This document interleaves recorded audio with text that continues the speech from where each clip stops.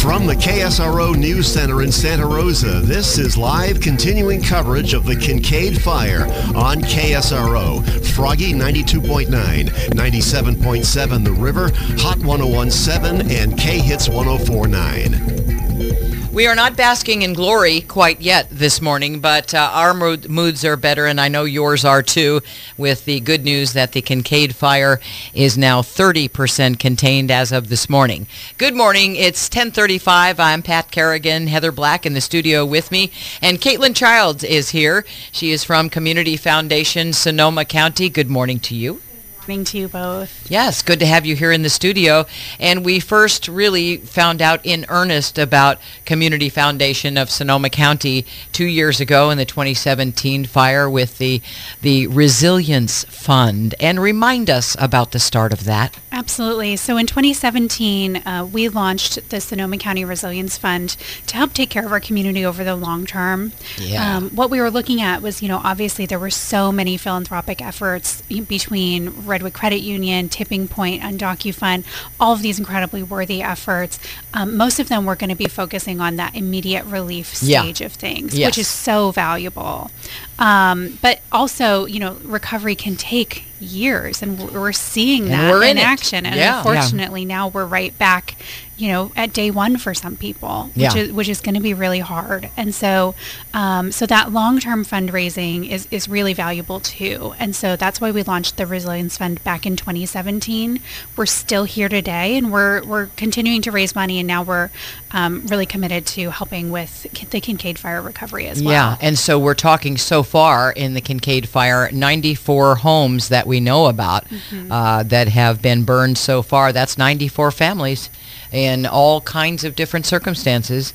And so, this is just another reason why a long-term recovery plan and the Community Foundation's Resiliency Fund is so important. It's just an added-on reason. We do know, because we are still talking about it, still in the throes of it, and I'm talking about recovery, that does take years. We're in the years part right now. Yeah. And even though we think that we're going to be a little ahead of the game because of how recovery has gone so far, we still note that there are years ahead from the 2017 fires. I know that there are a few people who have, since the onslaught of the Kincaid Fire, that have come to Community Foundation and said, hey, this is a mighty effort again. Let us help. Absolutely. So we're so grateful for those folks who have donated already to the Resilience Fund now with the recovery and with the Kincaid fires. What we've seen so far is Facebook stepped up in a big way, $150,000 committed. We're also got outreach very recently from Raley's supermarkets. Yeah. They're going to be having their point of sale donations pointing towards Community Foundation's Resilience Fund checkout for everybody who's shopping at Raley's. They can choose that option. That's a bunch of people. That's going to be 15 of their Bay Area stores. Very good. Bay Area Raley's, we appreciate that, and we like to support the people who support our community. Absolutely. And last night we got an email from the Oakland Athletics. They are also committing to donate to us and hosting, I think, a GoFundMe that they're going to be encouraging their fans to give to as well. That's fantastic. That's wonderful. That's fantastic. Okay, Giants, let's go. Come on. Let's go, Giants. We're not going to be able to say that until spring training. So, you heard the A's step up to the plate, literally, and now it's time for you to do so as well. Yeah. And there are a couple of football teams around here also, There's a couple, and there's a basketball team. And those guys on the ice skates, too. Yeah. Yeah, there's some options. We can shout out to them, and maybe they'll reach out to us as well. And talk a little bit, Caitlin, about long-term recovery efforts. For example, talk about some of the things that Community Foundation's been able to accomplish over the last 2 years. Absolutely. So first off, I do want to say, if folks are interested in giving to recovery in general, if they're interested in immediate relief and that's where they want to put their dollars, we are encouraging folks to donate to United Way. Our friends there have launched a fund as well for that immediate relief phase. Yeah, they were on the air with us yesterday. Absolutely. And so we are encouraging, for anybody who's interested in giving to that, they can choose United Way as an option. And then for us with the Resilience Fund, what I think is really helpful for donors to know is that their dollars are going to support those organizations, those nonprofit organizations that are doing work over the long term. And over the first month or two after the fires, we started looking at where our dollars would be most valuable, where we could make grants to make the biggest impact. And we selected 3 categories: helping individuals who are impacted by the fires, healing the long-term effects of trauma, and creating housing solutions for our community. And when it comes to how we've been helping individuals, we've done that through grants to organizations like Legal Aid of Sonoma County and United Policyholders, which have been so helpful to folks who lost homes and need help with their insurance questions. United Policyholders is a great resource for all of these folks now who have lost homes. I saw on the Firestorm Updates page somebody posted, "I just lost my home, what should I do?" And a lot of people were commenting saying, go to United Policyholders. They're a great partner. Yeah. And Legal Aid has a disaster attorney who's focused on recovery and helping folks through their recovery. And through the process. Yes, there's so much to it, as we now know. Yeah. And so I like to think that, if we've learned some things from 2017, a little bit of what we've learned is how to support folks through this recovery.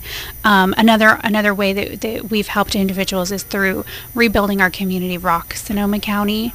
They are kind of the case managers for disaster. And so folks who lost homes in 2017 and were kind of on that economic brink, people who were very in need. And that's really where a lot of our funding is focused, is helping those who are most vulnerable in our community to recover. And then we've also really invested heavily in healing and mental health programs, kind of boosting those services. We're seeing that need again right now. Absolutely essential. Well, you're seeing the PTSD from the last set of fires and just the stress. It's amazing. Last year during the Paradise Fire, I was with some folks, and some of us were fire survivors and others had never experienced a fire. And when we saw the smoke, just the reaction of anyone who'd been through the fire, you could feel it and see it, and people started crying. And we know that awful. The prospect of a fire onslaught like that, which we, have every reason to believe will not happen in this current circumstance. Right. But the prospect of having to go through it again, and having, especially for the folks who have made the difficult decision to rebuild and went through that whole process, and then are under the gun again within their rebuilt homes about the potential of losing that. It's unimaginable to me how people move through that process. That's why the mental health services are so incredibly essential. Right. And trauma takes a toll, physically and mentally. It does take a toll on your body as well.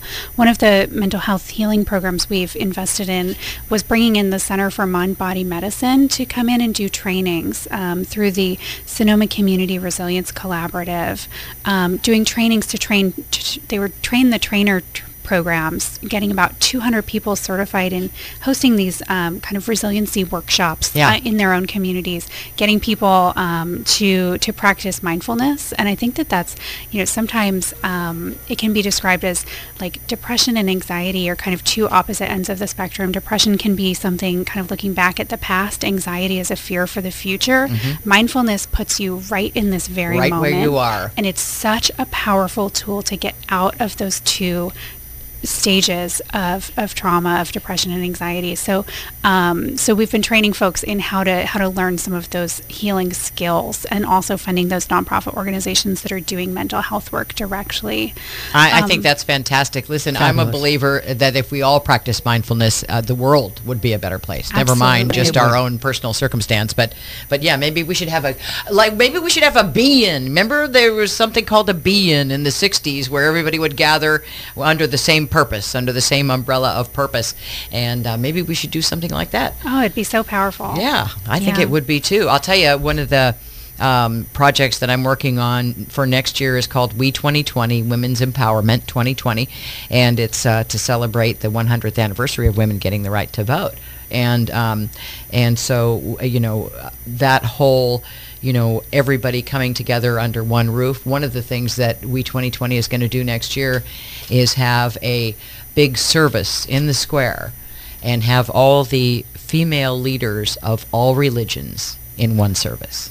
It's going to be very powerful, I think. That is great. Yeah, I'm looking forward to that. Yeah, more details on that coming up after January. But yes, we are thrilled that the Community Foundation is still in business. Back to business we go in terms of recovery. Yeah. And Caitlin, I'm happy you were in here to tell us about the Resilience Fund Lives. Yes. And you can go to Community Foundation Sonoma.